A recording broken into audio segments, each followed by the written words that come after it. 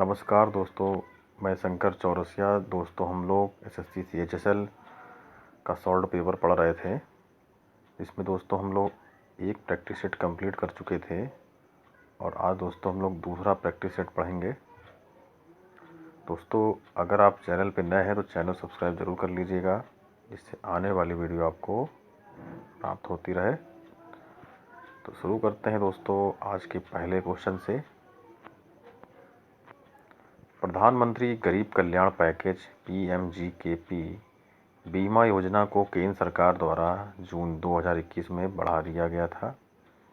यह प्रावधान करती है कि स्वास्थ्य कर्मियों के परिवारों को व्यक्तिगत दुर्घटनाओं के मामले में लाख मुआवजा मिलेगा, तो 50 लाख का मुआवजा मिलेगा। B option. प्रधानमंत्री गरीब कल्याण पैकेज बीमा योजना को केंद्र सरकार द्वारा जून 2021 में बढ़ा दिया गया था। यह प्रावधान करती है कि स्वास्थ्य कर्मियों के परिवारों को व्यक्तिगत दुर्घटनाओं के मामले में 50 लाख का मुआवजा मिलेगा। Option B. प्रधानमंत्री गरीब कल्याण योजना पैकेज गरीबों के लिए 1.70 लाख करोड़ रुपए का व्यापक राहत पैकेज है, ताकि उन्हें कोरोना वायरस कोविड-19 के खिलाफ लड़ाई में मदद मिल सके। यह मार्च 2020 में घोषित किया गया था। इस योजना को केंद्र सरकार द्वारा जून 2021 में बढ़ा दिया गया था। यह प्रावधान करती है कि स्वास्थ्य कर्मियों के परिवारों को व्यक्तिगत दुर्घटनाओं के मामले में 50 लाख मुआवजा दिया जाएगा। प्रधानमंत्री गरीब कल्याण योजना पैकेज गरीबों के लिए 1.70 लाख करोड़ रुपए का व्यापक राहत पैकेज है, ताकि उन्हें कोरोना वायरस कोविड-19 के खिलाफ लड़ाई में मदद मिल सके। यह मार्च 2020 में घोषित किया गया था। इस योजना को केंद्र सरकार द्वारा जून 2021 में बढ़ा दिया गया था। यह प्रावधान करती है कि स्वास्थ्य कर्मियों के परिवारों को व्यक्तिगत दुर्घटनाओं के मामले में 50 लाख का मुआवजा दिया जाएगा। नेक्स्ट क्वेश्चन है, निम्नलिखित में से किस देश ने कभी भी ओलंपिक खेलों का आयोजन नहीं हुआ है? दक्षिण अफ्रीका। Option C. निम्नलिखित में से किस देश ने कभी भी ओलंपिक खेलों का आयोजन नहीं किया? तो ऑप्शन सी, दक्षिण अफ्रीका। उपयुक्त देश में से दक्षिण अफ्रीका ने कभी भी ओलंपिक खेलों का आयोजन नहीं किया, जबकि चीन, ऑस्ट्रेलिया और जापान ने इसकी मेजबानी की है। गौर मतलब है कि ओलंपिक खेल भव्यता, रोमांच, एक अद्भुत प्रदर्शन की दृष्टि से विश्व की सबसे बड़ी खेल स्पर्धा है। प्राचीन समय में ओलंपिक खेल यूनानी देवता ज्यूस के सम्मान में आयोजित किए जाते थे।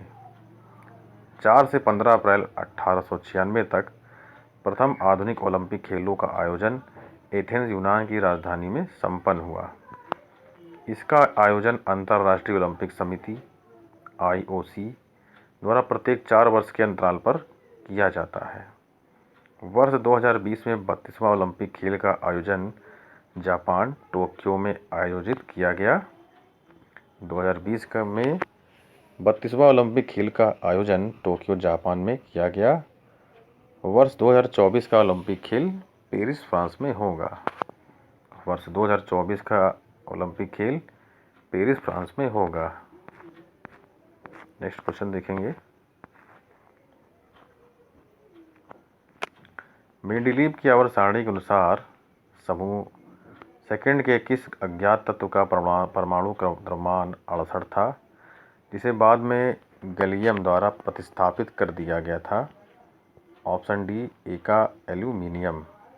मेंडेलीव की आवर्त सारणी के अनुसार समूह सेकंड के किस अज्ञात तत्व का परमाणु द्रव्यमान 68 था, जिसे बाद में गैलीलियो द्वारा प्रतिस्थापित कर दिया गया था?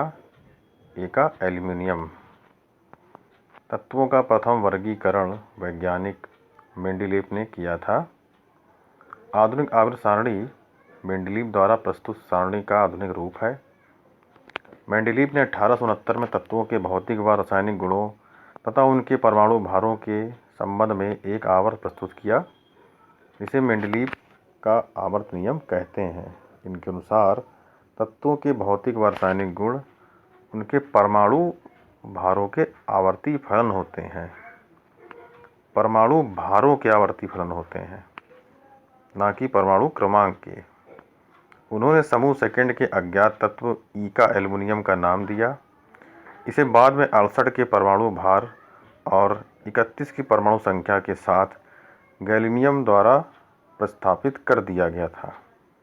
इसके बाद 68 के परमाणु भार और 31 को परमाणु संख्या के साथ गैलीनियम द्वारा प्रतिस्थापित कर दिया गया था। नेक्स्ट है, निम्नलिखित में से किस व्यक्ति को ग्रैमी पुरस्कार के लिए नामांकित नहीं किया गया है? तो सी लता मंगेशकर जी को कभी नहीं किया गया है। लता मंगेशकर को ग्रैमी पुरस्कार के लिए कभी नामित नहीं किया गया है, जबकि पंडित मोहन भट्ट को 1993, विनायक राम को 1996, AR रहमान को 2008 में इससे सम्मानित किया गया है। गौर मतलब है कि ग्रैमी अवार्ड संयुक्त राज्य अमेरिका में प्रत्येक वर्ष रिकॉर्डिंग कला और विज्ञान की राष्ट्रीय अकादमी या कला और विज्ञान की लैटिन अकादमी द्वारा प्रस्तुत एक श्रृंखला है। पहला ग्रैमी अवार्ड 1959 में लॉस एंजलिस में आयोजित किया गया था और 28 श्रेणियों में प्रदान किए गए थे। 64वां वार्षिक ग्रैमी पुरस्कार समारोह 3 अप्रैल 2022 को लास वेगास में MGM ग्रैंड गार्डन एरिना में आयोजित किया गया। लता मंगेशकर को ग्रैमी पुरस्कार के लिए कभी नामित नहीं किया गया है, जबकि पंडित मोहन भट्ट को 1993, विनायक राम को 1996, AR रहमान को 2008 में इससे सम्मानित किया गया है। गौर मतलब है कि ग्रैमी अवार्ड संयुक्त राज्य अमेरिका में प्रत्येक वर्ष रिकॉर्डिंग कला और विज्ञान की राष्ट्रीय अकादमी या कला और विज्ञान की लैटिन अकादमी द्वारा प्रस्तुत एक श्रृंखला है। पहला ग्रैमी अवार्ड 1959 में लॉस एंजलिस में आयोजित किया गया था और 28 श्रेणियों में प्रदान किए गए थे। 64वां वार्षिक ग्रैमी पुरस्कार समारोह 3 अप्रैल 2022 को लास वेगास में MGS ग्रैंड गार्डन एरिना में आयोजित किया गया था। नेक्स्ट है, पैरामीशियम अमीबा यूग्लिना जैसे प्रोटोजोआ संघ के जंतुओं का शरीर डैश स्त्री संगठन दिखाता है? तो option C protoplasmic. Paramecium amoeba euglena जैसे प्रोटोजोआ संघ के जंतुओं का शरीर प्रोटोप्लाज्मिक स्त्री संगठन दिखाता है। संघ प्रोटोजोआ के जीवों में समान लक्षण निम्न है। ये प्रारंभिक अथवा प्राथमिक सूक्ष्मदर्शी और यूकेरियाटिक जंतु हैं, जिनका शारीरिक संगठन आकोशिकीय प्रकार का होता है तथा गुणों में एक दूसरे से हमेशा समानता प्रदर्शित करते हैं। इसके अंतर्गत पैरामीशियम अमीबा यूग्लिना जैसे जीव आते हैं। संघ प्रोटोजोआ के जीवों के समान लक्षण निम्न हैं। ये प्रारंभिक अथवा प्राथमिक सूक्ष्मदर्शी और यूकेरियाटिक जंतु हैं, जिनका शारीरिक संगठन आकोशिकीय प्रकार का होता है तथा गुणों में एक दूसरे से हमेशा समानता प्रदर्शित करते हैं। इसके अंतर्गत पैरामीशियम अमीबा यूग्लिना जैसे जीव आते हैं। आवास एवं प्रकृति में स्वतंत्र जीवी, सहजीवी एवं परजीवी होते हैं। इस संघ के जंतुओं में प्रोटोप्लाज्मिक अथवा उपकोशिकीय स्तर का शारीरिक संगठन पाया जाता है। इस संघ के जंतुओं में प्रोटोप्लाज्मिक अथवा उपकोशिकीय स्तर का शारीरिक संगठन पाया जाता है। प्रचलन प्रायः कूटपात, फ्लैजिला तथा सीलिया द्वारा होता है। प्रचलन प्रायः कूटपात, फ्लैजिला तथा सीलिया द्वारा होता है। पोषण प्रणीसम, पादमसम, मृतोपजीवी अथवा परजीवी प्रकार का होता है। पोषण प्राणीसम, पादपसम, मृतोपजीवी अथवा परजीवी प्रकार का होता है। भारतनाट्यम अथवा उड़ीसी नृत्य शैलियों के मलेशियाई कोरियोग्राफर रमाली बिन इब्राहिम को निम्नलिखित में से किस वर्ष पद्मश्री सम्मानित किया गया था? Option C 2018। भारतनाट्यम और उड़ीसी नृत्य शैली के मलेशियाई कोरियोग्राफर रमाली बिन इब्राहिम को मलेशियाई में से किस वर्ष में पद्मश्री से सम्मानित किया गया था? 2018 को। इसकी डिटेल देखेंगे दोस्तों आगे।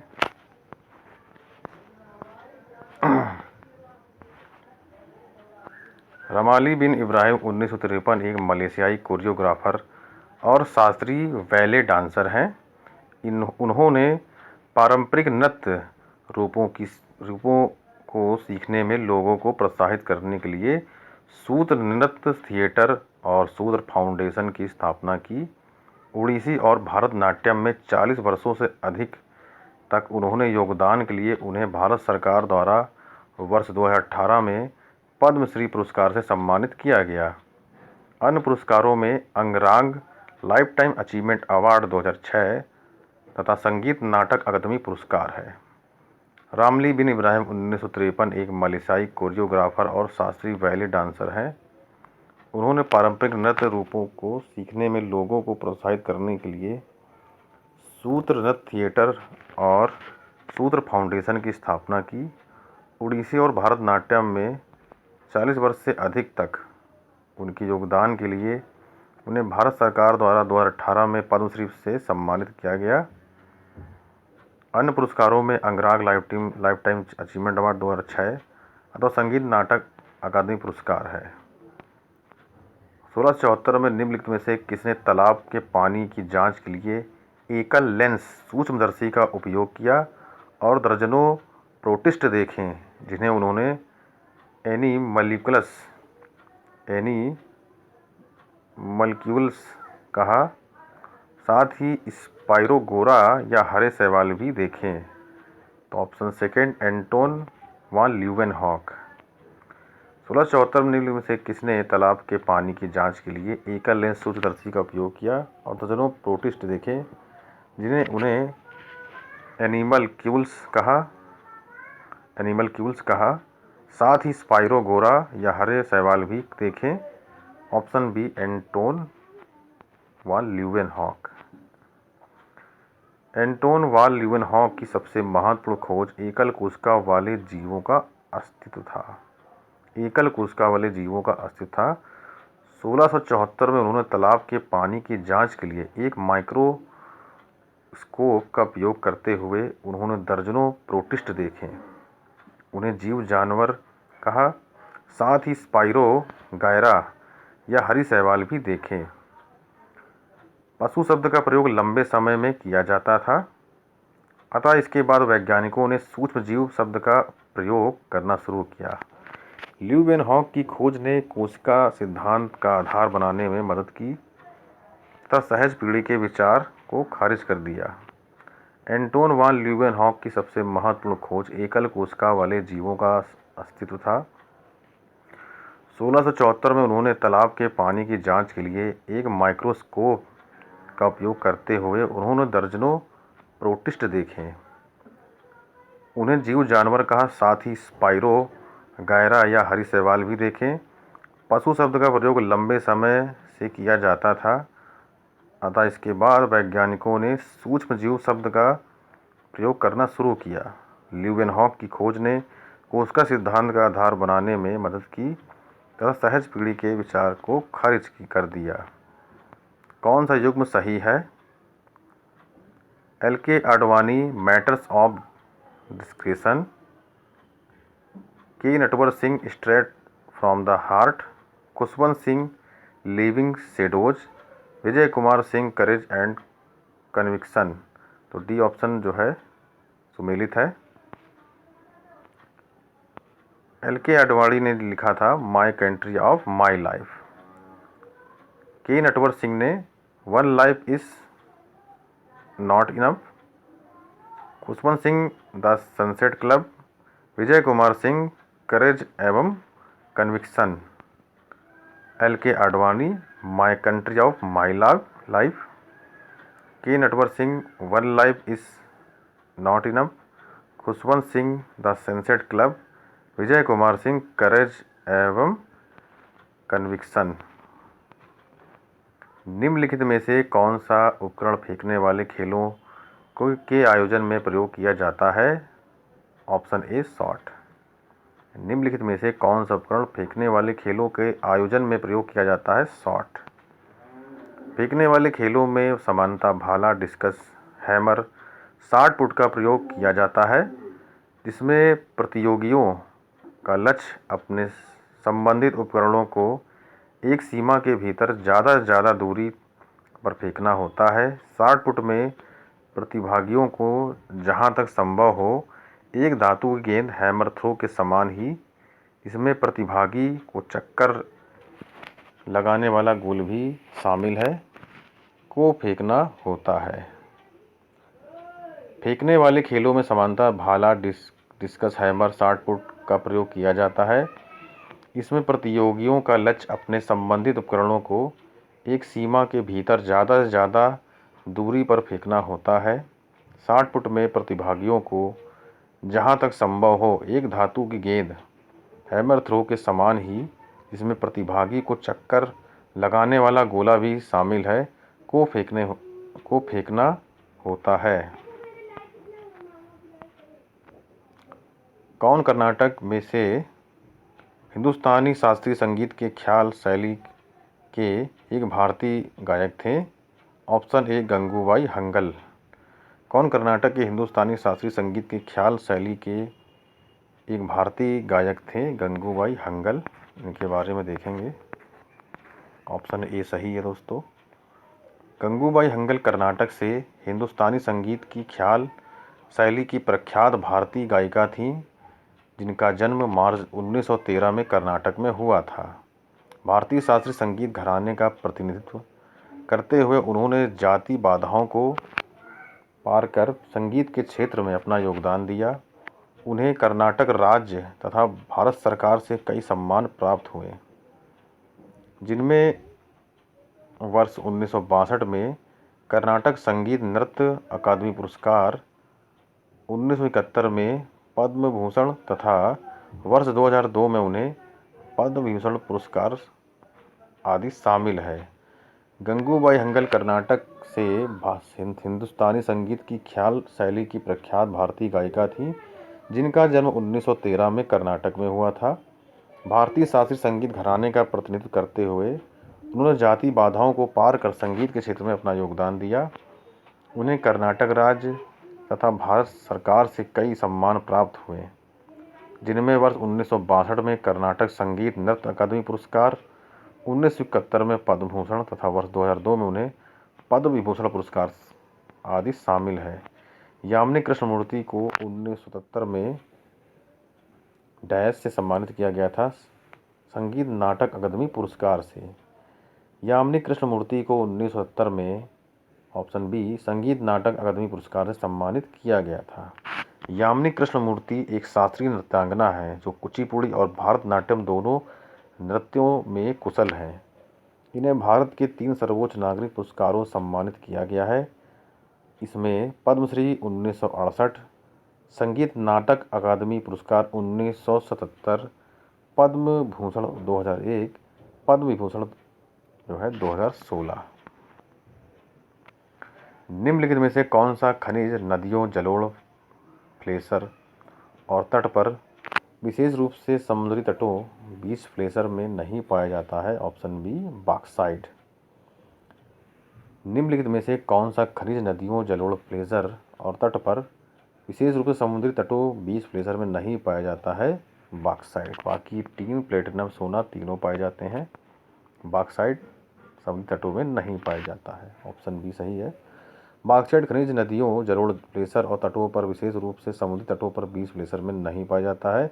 इनके तटों पर टीन, प्लेटिनम, सोना, रेत आदि पाए जाते हैं। ज्ञात है कि बॉक्साइट एल्युमिनियम का प्राथमिक अयस्क है। बॉक्साइट एल्युमिनियम का प्राथमिक अयस्क है। इससे क्वेश्चन बनता है दोस्तों, जिसकी कोई विशिष्ट संरचना नहीं है। यह hydra aluminium oxide, aluminium hydroxide, मिट्टी के खनिजों और अघुलनशील सामग्री जैसे क्वार्टजाइट, हेमेटाइट, मैग्नेटाइट आदि का मिश्रण है। कलकत्ता के निम्नलिखित में से कौन से गायक नवंबर 1902 में ग्रामोफोन पर व्यावसायिक रूप से रिकॉर्ड करने वाले उपमहाद्वीप के प्रथम कलाकार थे? ऑप्शन ए गौहर जान। कलकत्ता के निम्नलिखित में से कौन से गायक नवंबर 1902 में ग्रामोफोन पर व्यावसायिक रूप से रिकॉर्ड करने वाले उपमहाद्वीप के प्रथम कलाकार थे गौहर जान। कलकत्ता की गायिका जौहर जान ने भारतीय उपमहाद्वीप में सबसे पहले 1902 में ग्रामोफोन पर व्यावसायिक रूप से रिकॉर्डिंग करने वाली कलाकारा थीं। उन्होंने लगभग 15 भाषाओं में 600 रिकॉर्ड बनवाए थे। उनकी सबसे बड़ी प्रसिद्धि 1911 में आयोजित हुए भव्य और ऐतिहासिक दिल्ली दरबार में ब्रिटिश सम्राट जॉर्ज पंचम के सम्मुख गायन प्रस्तुत थी। कलकत्ता की गायिका जौहर जान ने भारतीय उपमहाद्वीप में सबसे पहले 1902 में ग्रामोफोन पर व्यावसायिक रूप से रिकॉर्डिंग करने वाली कलाकारा थीं। उन्होंने लगभग 15 भाषाओं में 600 रिकॉर्डिंग बनवाए थे। उनकी सबसे बड़ी प्रसिद्धि 1911 में आयोजित हुए भव्य और ऐतिहासिक दिल्ली दरबार में ब्रिटिश सम्राट जॉर्ज पंचम के सम्मुख गायन प्रस्तुत थी। समाज में अपराध को कम करने के उपाय के तौर पर अक्टूबर 2021 में किस राज्य केंद्र शासित प्रदेशों में ऑपरेशन सजग शुरू किया गया? Option D, Delhi. समाज में अपराध को कम करने के उपाय के तौर पर अक्टूबर 2021 में राज्य केंद्र शासित प्रदेश में ऑपरेशन सजग शुरू किया गया था, दिल्ली से। सड़क अपराध की घटनाओं पर अंकुश लगाने के उद्देश्य से 4 अक्टूबर 2021 को ऑपरेशन सजग की शुरुआत की गई। इसकी शुरुआत north west district Delhi police ने की थी। इस पहल में गहन जांच और विशेष खोज शामिल है। यह ऑपरेशन अपराधों को नियंत्रित करने तथा अपराधियों को पकड़ने के लिए शुरू किया गया था। सड़क अपराध की घटनाओं पर अंकुश लगाने के उद्देश्य से 4 अक्टूबर 2021 को ऑपरेशन सजग की शुरुआत की गई। इसकी शुरुआत north west district Delhi police ने की थी। इस योजना में गहन जांच और विशेष खोज शामिल है। यह ऑपरेशन अपराधों को नियंत्रित करने और अपराधियों को पकड़ने के लिए शुरू किया गया था। नेक्स्ट क्वेश्चन देखेंगे दोस्तों, 90 नंबर। निम्नलिखित में से कौन रामपुर सहसवा घराने से नहीं है? तो ऑप्शन ए उस्ताद इनायत खां, गुलाम मुस्तफ़ा खां, उस्ताद राशिद खां, उस्ताद फ़तेह अली खां। तो उस्ताद फ़तेह अली खां जो है रामपुर सहसवा घराने से नहीं है। ऑप्शन डी, उस्ताद फ़तेह अली खान रामपुर सहसवा घराने संबंधित नहीं है, क्योंकि ये भारतीय शास्त्रीय संगीत के पटियाला घराने संबंधित है। और मतलब है कि रामपुर सहसवा घराने के संस्थापक उस्ताद इनायत हुसैन खान है। उस्ताद फ़तेह अली खान रामपुर सहसवा घराने संबंधित नहीं है, क्योंकि ये भारतीय शास्त्रीय संगीत के पटियाला घराने से संबंधित है। गौर मतलब है कि रामपुर सहसवा घराने के संस्थापक उस्ताद इनायत हुसैन खां है। नेक्स्ट क्वेश्चन देखेंगे 91। इनमें से कौन मूवेबल फीस्ट के लेखक या लेखिका है? Option A Ernest Hemingway. कौन ए मूवेबल फीस्ट के की लेखक लेखिका है? तो option A Ernest Hemingway. Ernest Hemingway moveable feast लिखा है इन्होंने, इनकी पुस्तक है। George Orwell animal farm, Roald Dahl Charlie and the chocolate factory, William Faulkner as I lay dying.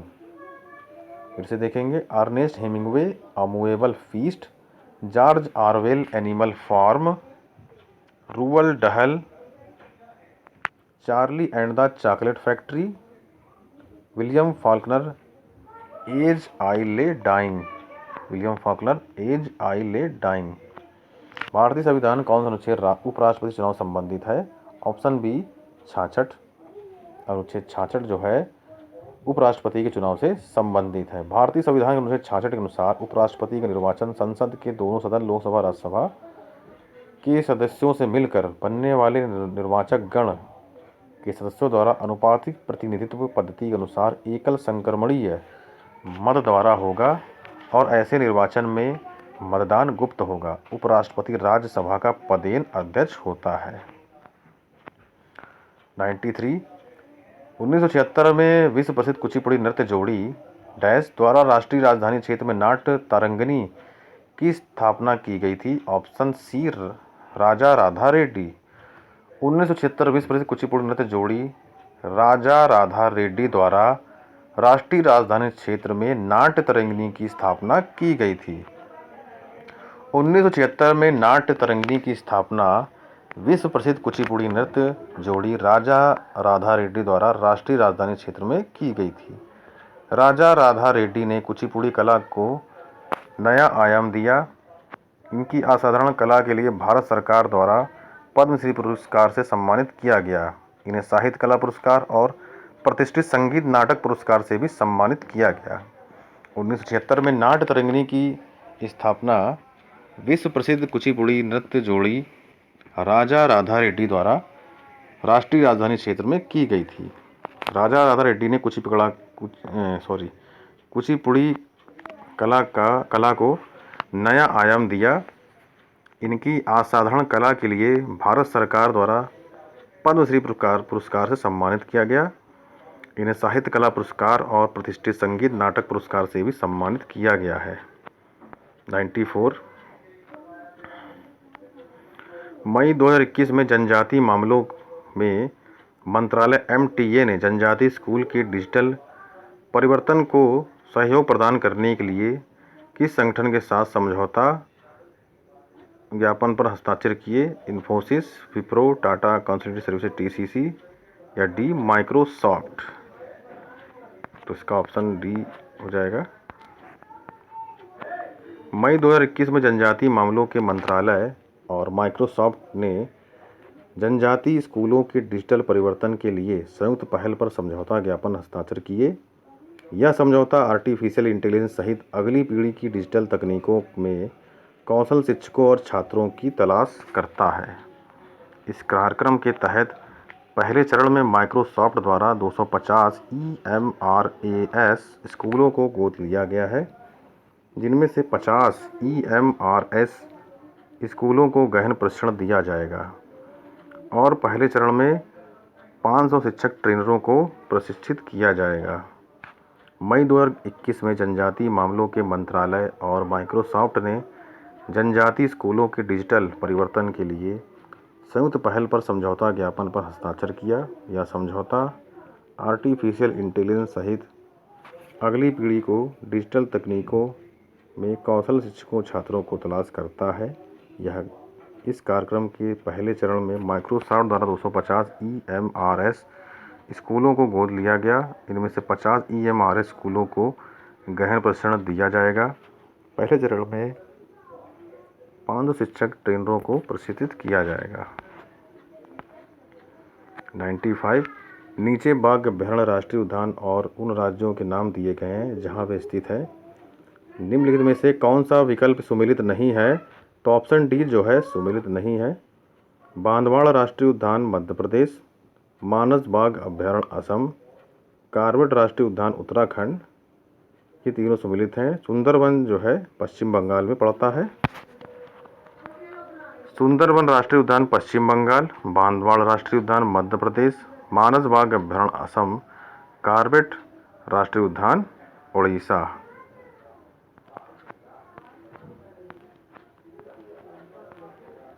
Next है 1879 में सैलामेंडर के भ्रूण में कोशिका का अवलोकन किसने किया? जहां कोशिकाएं निश्चित अंतराल पर विभाजित होती हैं। तो ऑप्शन ए वाल्थर फ्लेमिंग हो जाएगा। 1879 में सैलामेंडर के भ्रूण में कोशिका का अवलोकन किसने किया? जहां कोशिकाएं निश्चित अंतराल पर विभाजित होती हैं। Option A Walther Flemming. Walther Flemming विज्ञान के क्षेत्र में माइक्रोस्कोप के तहत सेल न्यूक्लियस में संरचनाओं और प्रतिक्रियाओं का विश्लेषण करने में लाइटोजेनेटिक्स के अग्रणी थे। उन्होंने विभाजन के दौरान गुणसूत्रों का एक व्यवस्थित अध्ययन किया और इस प्रक्रिया को माइटोसिस कहा। उन्होंने 1879 में सैलामेंडरों के भ्रूण में कोशिका का अवलोकन किया, जहां कोशिकाएं निश्चित अंतराल पर विभाजित होती हैं। वाल्थर फ्लेमिंग विज्ञान के क्षेत्र में माइक्रोस्कोप के तहत सेल न्यूक्लियस में संरचनाओं और प्रतिक्रियाओं का विश्लेषण करने में लाइटोजेनेटिक्स के अग्रणी थे। उन्होंने विभाजन के दौरान गुणसूत्रों का एक व्यवस्थित अध्ययन किया और इस प्रक्रिया को माइटोसिस कहा। उन्होंने 1879 में सैलामेड्रो के भ्रूण में कोशिका का अवलोकन किया, जहां कोशिकाएं निश्चित अंतराल पर विभाजित होती हैं। मृगनयनी उपन्यास के लेखक कौन है? Option A Vrindavanlal Verma.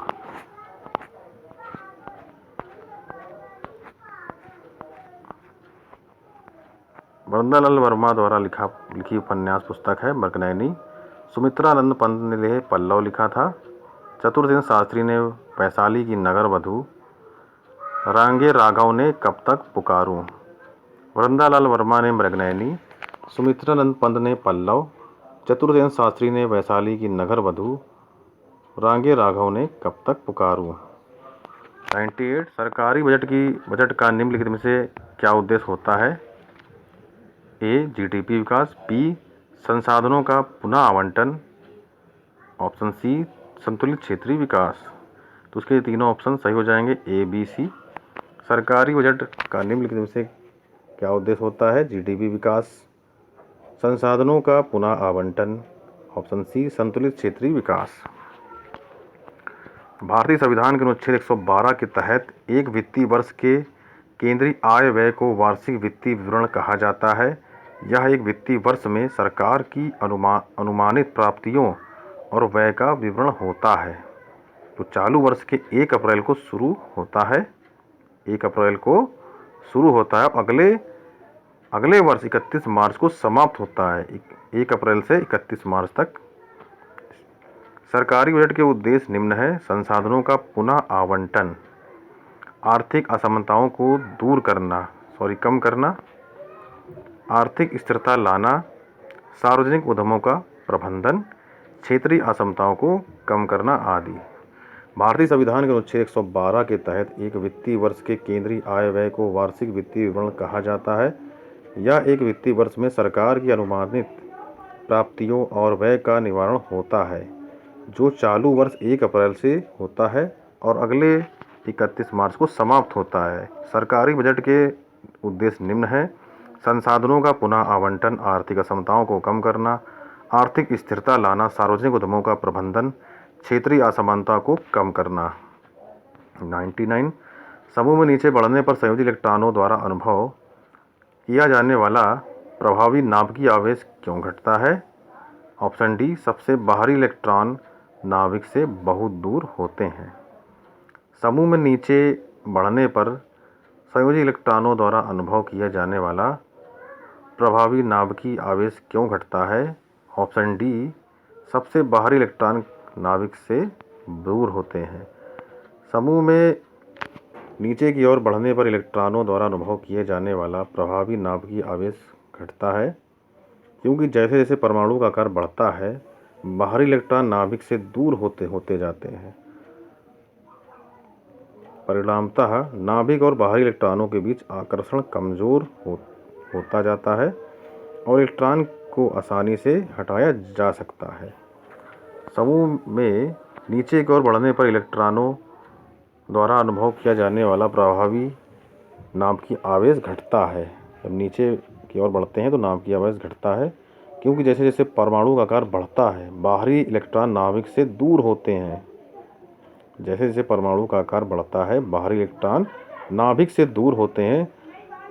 परिणामतः नाभिक और बाहरी इलेक्ट्रॉनों के बीच आकर्षण कमजोर होता जाता है और इलेक्ट्रॉन को आसानी से हटाया जा सकता है। 100 नंबर देखेंगे। संगीत नाटक अकादमी पुरस्कार विजेता एल्बिनो देवी को निम्नलिखित में से किस नृत्य शैली में उनके योगदान के लिए पुरस्कृत किया गया है? Option D Manipuri. संगीत नाटक अकादमी पुरस्कार विजेता एल्बिनो देवी को निम्नलिखित में से किस नृत्य शैली में उनके योगदान के लिए पुरस्कार दिया गया है? तो मणिपुरी। एल्बिनो देवी को मणिपुर में दिया गया है। संगीत नाटक अकादमी पुरस्कार विजेता एल्बिनो देवी को मणिपुरी नृत्य शैली में उनके योगदान के लिए 2009 में सम्मानित किया गया। तत्व है कि मणिपुरी नृत्य एक प्राचीन शास्त्रीय नृत्य शैली है, जिसकी उत्पत्ति भारत के पूर्वोत्तर राज्य मणिपुर में हुई थी। मणिपुर नृत्य शैलियों में क्रमशः रास, नता संकीर्तन, पुंग चोलम, ढोला चोलम, करताल चोलम आदि शामिल हैं। संगीत नाटक अकादमी पुरस्कार विजेता एल्बिनो देवी को मणिपुर नृत्य शैली में उनके योगदान के लिए 2009 में सम्मानित किया गया। धातुवत है कि मणिपुर नृत्य एक प्राचीन शास्त्रीय नृत्य शैली है जिसकी उत्पत्ति भारत के पूर्वोत्तर राज्य मणिपुर में हुई थी। मणिपुर नृत्य शैलियों में क्रमशः रास, नाता, संकीर्तन, पुंग चोलम, ढोला चोलम, करताल चोलम आदि शामिल हैं। दोस्तों, आज का वीडियो यहीं तक रहेगा। अगर वीडियो पसंद आए दोस्तों तो लाइक करिए, सब्सक्राइब करिए। इससे आने वाली वीडियो आपको प्राप्त होती रहे दोस्तों। धन्यवाद।